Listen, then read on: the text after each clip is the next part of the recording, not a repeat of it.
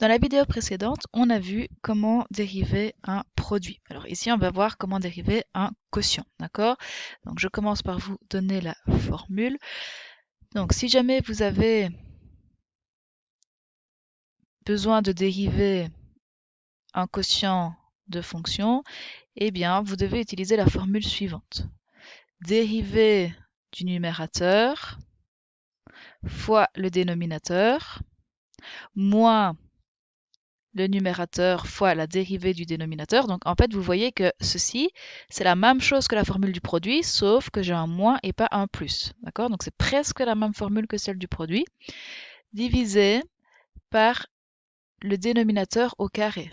Donc pas sa dérivée, juste le dénominateur au carré. On va l'appliquer directement sur notre fonction ici. Donc la dérivée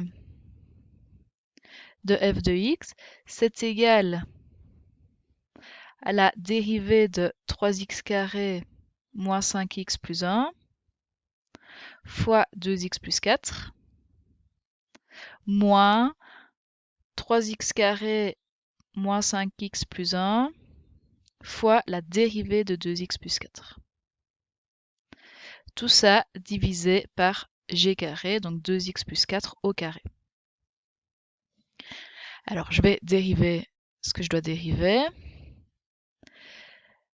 Donc la dérivée de 3x carré, ça va me donner 3 fois 2x moins 5 fois 1, donc la dérivée de x ça donne 1, plus 0, ça c'est la dérivée de mon premier terme, fois 2x plus 4, moins 3x carré moins 5x plus 1.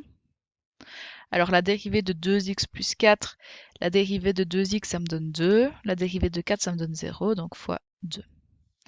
Tout ça divisé par 2x plus 4 au carré.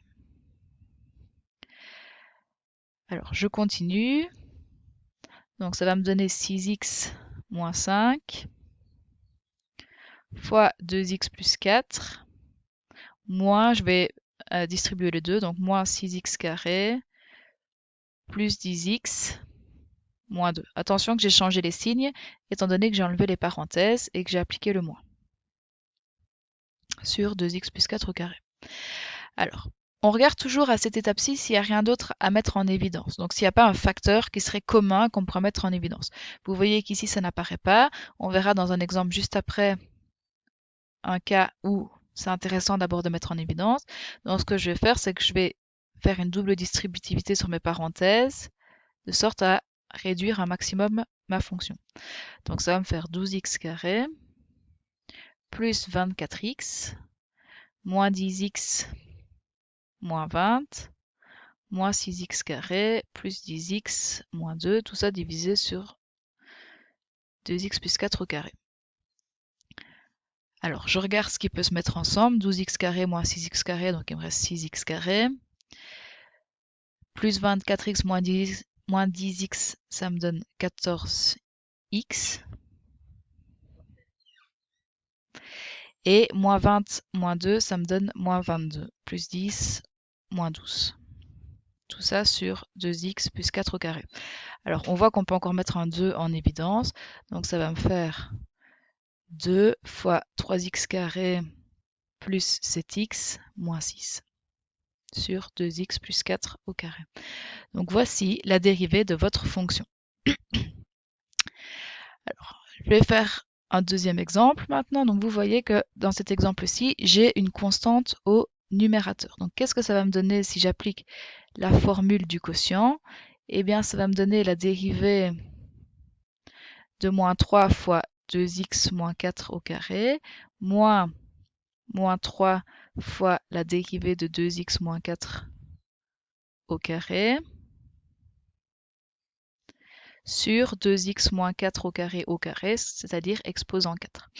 Alors, la dérivée d'une constante, on a vu que ça valait 0, d'accord?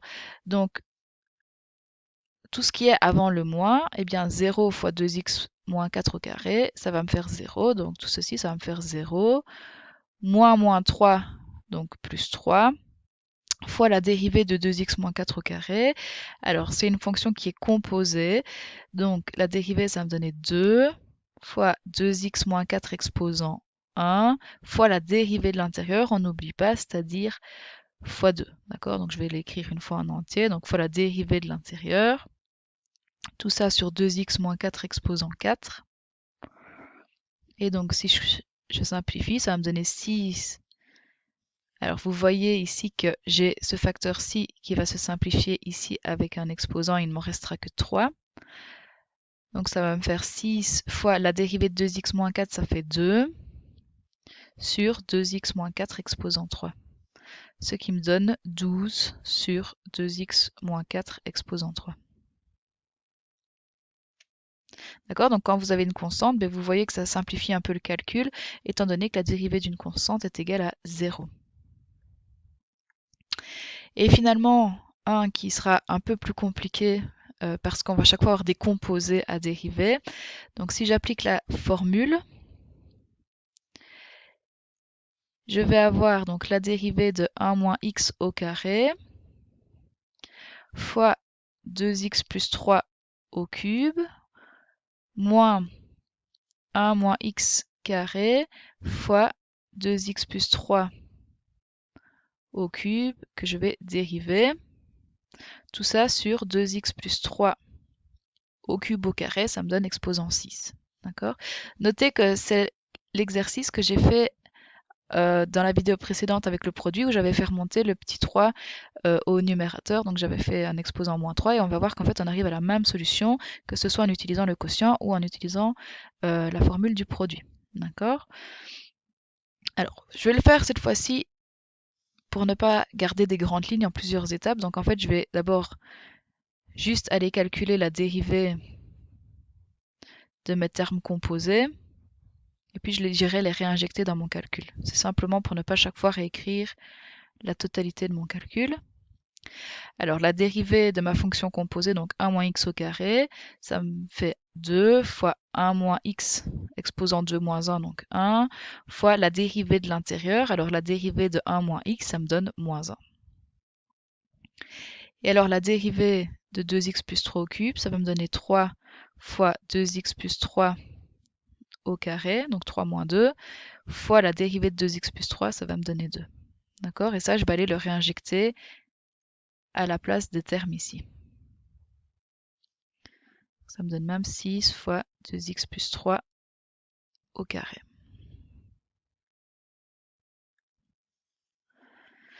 Donc je réécris ma dérivée. Ça va donc me donner moins 2 fois 1 moins x au carré fois 2x plus 3 au cube. D'accord? Donc ici, c'est ce que je viens de calculer en orange juste avant. Moins 1 moins x carré fois ce que j'ai calculé en orange, donc fois 6 fois 2x plus 3 au carré sur 2x plus 3 exposant 6. D'accord? Donc ceci, c'est aussi ce que j'ai calculé en orange. Je continue. Alors c'est maintenant que c'est vraiment important, c'est vraiment cette étape-ci qu'il faut regarder s'il y a moyen de mettre des choses en évidence. Eh bien, regardez au numérateur, je vois que j'ai des facteurs 1 moins x en commun dans les deux termes et 2x plus 3 en commun dans les deux termes. Donc cela, je vais les mettre en évidence. Je vois même que je peux mettre un facteur 2 en évidence. Donc il me restera 3 dans le deuxième terme. Donc je mets en évidence 2, 1 moins x et 2x plus 3 exposant 2. Donc qu'est-ce qui me reste à l'intérieur de mon crochet? Il me reste ici le petit moins. Il me reste une fois un facteur 1 moins x. Est-ce que je ne me suis pas trompée quelque part? Ouais, ici c'est pas un 2, c'est un 1, c'est pour ça. Donc il ne me reste pas de facteur 1 moins x. Par contre, il me reste un facteur 2x plus 3, vu qu'il était au cube et que j'ai seulement mis un carré en évidence. Et dans le deuxième terme, par contre, il me reste bien un facteur 1 moins x, et il me reste un 3. Vu que je mets un 2 en évidence, il me reste un 3 de mon 6. Tout ça sur 2x plus 3 exposant 6.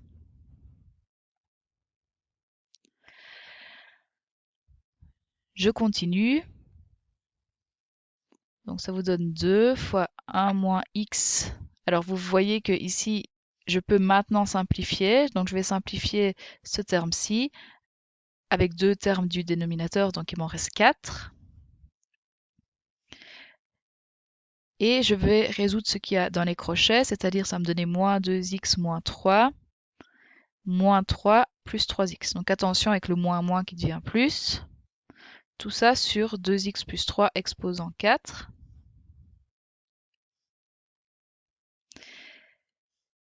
Et donc si je simplifie, ça va me faire moins 2x plus 3x, ça va me donner x, moins 3, moins 6, tout ça sur 2x plus 3 exposant 4. Donc en fait, vous obtenez exactement la même réponse que dans la vidéo précédente, vous pouvez aller voir. Donc les deux formules sont équivalentes. Vous pouvez soit faire transformer en un produit en utilisant les exposants négatifs, ou alors utiliser directement la formule de dérivation du quotient, comme c'était le cas dans cette vidéo.